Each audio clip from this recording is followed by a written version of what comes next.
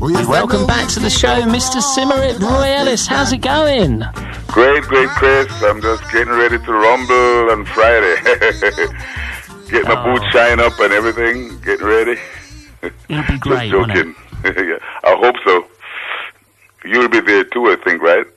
Unfortunately not. I was hoping to come, but I'm not going to be able to. I came to the 100 Club gig. I loved it. I'm going to be there on the Sunday. I'm doing a couple of DJ sets.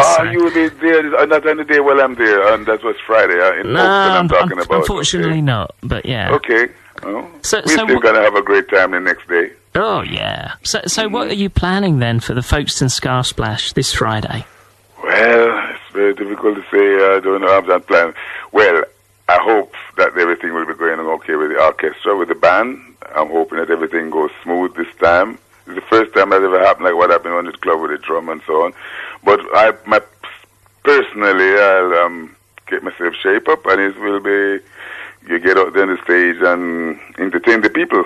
That's what I'm there for, you know, and that's all I'm looking for. There's no hazard and whatever. But otherwise, I'm ready to, as I said, I'm ready to rumble and get out there and do a great job. Brilliant. You know, I used to play in Folkestone many years ago. This was very strong with the mods at what time. It's a club used to call Tough Club in Folkestone. We're talking about in the 60s, you know. Even Prince Buster performed there with us. We haven't been back there since that was in 1965, 66, something like that, the last time I've been to Folkestone. Really? That was the last time? Performing. That was the last time you went to Folkestone, back in the 60s? Yeah, in 1966, 67, that was the last time I've been there. I've been to Folkestone, but just using the ferry over to France. But not performing? But not for performing. Yeah. After we went there, we did a show there with Prince Buster, when we backed him that time, and then after we went back about 4 times, and that's it. So I don't think I've asked you this before. What was it like to work with Prince Buster? What was he like as a man? Well, I said enough there in this other guy in this interview last time with Gary Bushell. You know, it was okay, but I seem to get the credit and give a big problem with that. You know, we got the credit. You know, and it was okay. I didn't have personally much to do with him. Personally, we have something to do with the road manager because they beat up the drummer and the road manager because of jealousy. So we were kind of going down better than him, you know. And and people expected more ska, and he came over with the rock steady stuff what people didn't really know at that time, you know. And then we have some conflict with the road manager. With himself, I didn't have much contact with him. I don't think I even spoke to him because he was like the sort of, he was like on his own, you know, he was living in his own world at that time, you know. A quiet guy, I guess. Eh? A quiet guy, was he? Quiet, but he's got some guys who hung around him.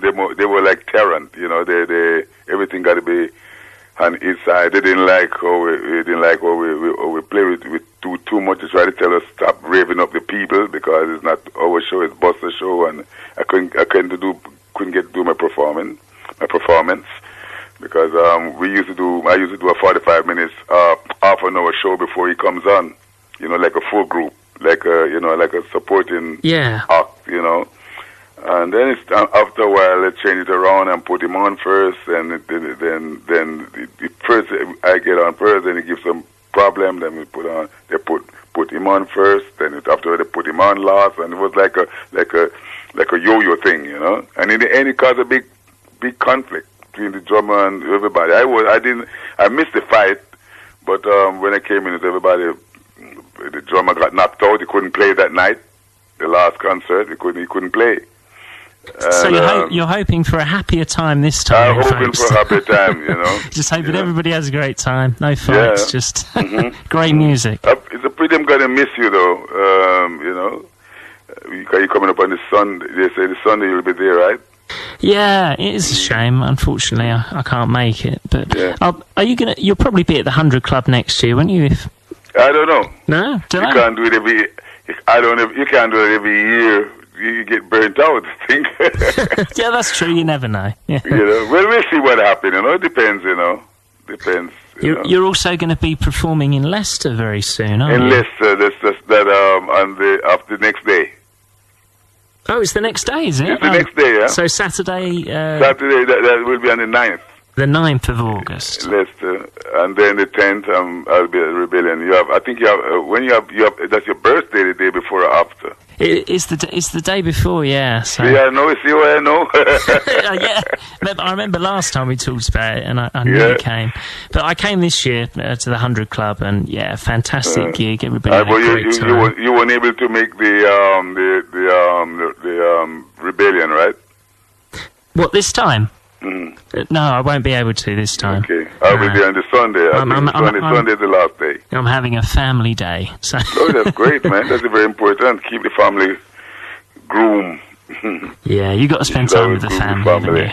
Yeah.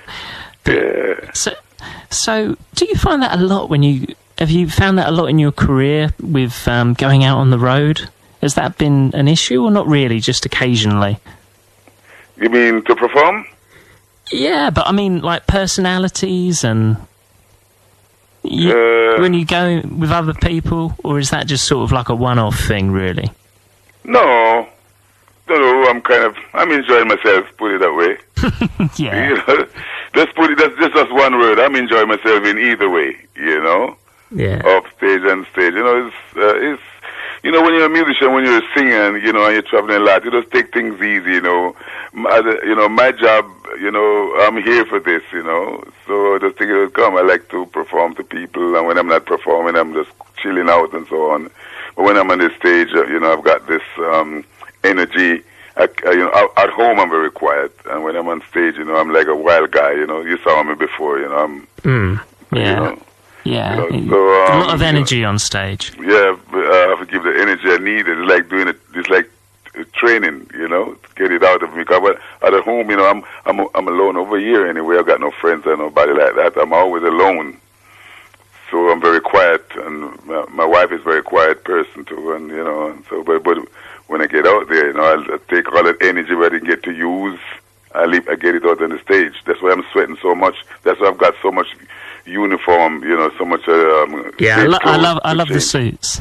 Yeah, they're brilliant. Change all the time because I'm so wet after a show, you know, and then I can't use the same suit at the next night, so I always have to keep changing. That's all the energy I'm burning out, you know. Yeah, and people like it, and it keeps me young too. Definitely. And yeah, I think you was wearing a gold suit, wasn't you, last time? Last time I wore a gold suit. What are you planning to wear to Folkestone? Can we take bets? That's supposed to be a surprise. No, maybe I could be wearing blue, I could be wearing red, I could be wearing white, I've got all different colors, Chris. Yeah. I think Folkestone might wear blue. Blue. Yeah, it would go well, actually. I think blue would. I think might wear blue because of the sea. Because of the blue sea. It's going to be brilliant. There's lots of other top acts performing there. The Pioneers are going to be there. But not in the same night, is it? No, I don't think so. I think they're on the Saturday, the Pioneers. Yeah, so, yeah. Okay.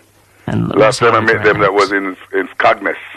Yeah, that was this year, wasn't it? Or was that last year? No. That was 2000. That was 2000 with Monty. That was 2000. I was there with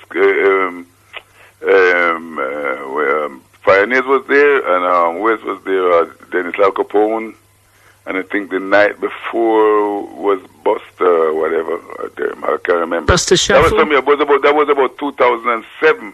2000. Oh, quite a while ago. 2008, something like this. Yeah. What was the other festival you did this year? It was this year, wasn't it? Because I got your new single here. Yeah. Where was that? You mean in Europe? Yeah. Because I've been doing a lot of festival, you know. You can't keep track, yeah. Yeah, I can't keep track because I do. This year I did this Calm Out, you know, remember that one? That's the one, yeah. And you were saying that you came over and so many people were coming up to you with LPs and saying, sign this, Roy, sign this. Yeah, exactly. Yeah. And then the next for this, I did a club thing in Las Vegas. That was a festival as well.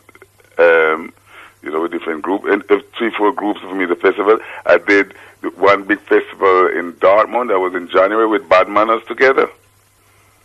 And then I did this year I did a festival in Madrid. That was also in May.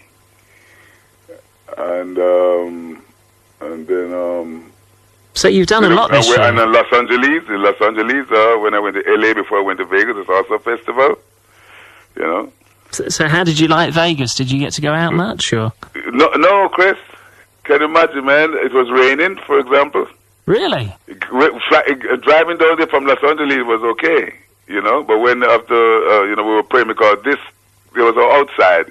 And it was kind of raining before we got there. It was all right in the night. After my show, I was praying, and after the show was finished, then it started to rain again. So I didn't get to see nothing. And the next day we got to book out again, go back to LA, and to fly back home. So, but I've been to Vegas before, you see. So I know it pretty good. I've been to Vegas 2002. I performed there, but not as a gospel. You know, I was a guest with a gospel choir called A Vision of Prayer. So I did a Sunday morning thing where you call it like a Martinique thing. You know, I would perform with gospel. Oh, okay. Are you still doing the gospel as well? Oh yeah, coming up pretty soon up for the December thing. You know, December over here is gospel time, from the end of November to the 23rd of December. It's always gospel. It's a traditional thing in Switzerland. They're coming from all over the place, from America and Germany and whatever, you know. Black and white gospel groups and choirs and so on. You know, it's a known thing this time. And I'm still doing a lot of weddings, you know. I'm bringing gospel. After coming back from England, I've got a wedding on the 23rd of August. Got to come back for that one, you know. So you're very busy. I'm very busy now with stuff, and last Saturday after I did a show, the radio interview on BBC, after run, because I've got another gig, you know, the same night, but it was pretty near, so I could make it. It wasn't a big problem. I'm always busy, Chris, but these things I don't put in the internet. These are like Swiss gigs that I'm used to before I got back on the reggae scene. You see, this is my steady, you know, thing, because a lot of people didn't know I was a reggae artist till 2005. Nobody didn't know. And I'm living over here now 35 years, huh? But that's funny, isn't it? You know, they know you for your gospel, and then you're like, I'm a reggae singer as well. How do you find that going from one genre to another? Is that not only reggae singing? Not only reggae singing. I got a soul program as well, where I use with playback, good orchestra music of the playback, you know, and I'm singing songs like a lot of soul songs from the 60s right up. A lot of James Brown, a lot of Benny King, a lot of Solomon Burke, and I've got a show with just Barry White imitation. I got a little Barry White program, you know, with Barry White imitation. You know, I'm doing a lot of Ray Charles, you know. I'm also singing in the Swiss. When you check my Facebook, my video channel, you can see me performing with the Swiss Air. They got a big band, it's called Swiss Air. I performed with them about 8 times already. You know, and I work also with the Swiss military orchestra, singing songs like standard and ballad from Frank Sinatra and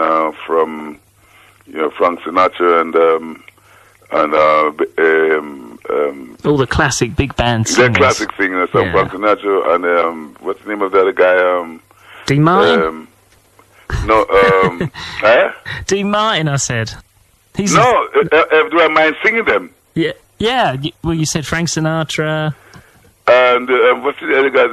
He sings like Frank Sinatra. Have some Tom Jones things, you know. Big was it? Nat King Cole. Not unusual want to be loved by anyone. Tom Jones. And this sort of stuff, you know. Yeah. You know, this sort of big band, the Ray Charles stuff. Ray Charles. And they called it Lola. She was a showgirl. You know, the sort of big band. So and say, well, south side of Chicago, the baddest part of town. The sort of big band sound. I'm doing all those sort of stuff. Big bad Leroy Brown. I know the song. Big bad Leroy Brown, you know. Yeah. You know. So as I say, you know, when you're a singer, Chris, you know, I'm doing it my whole life. And my school was the dance music, really. After we didn't play reggae anymore, we started to do dance music. So it's like going to a music school because I could learn to sing different style and in different keys, you know.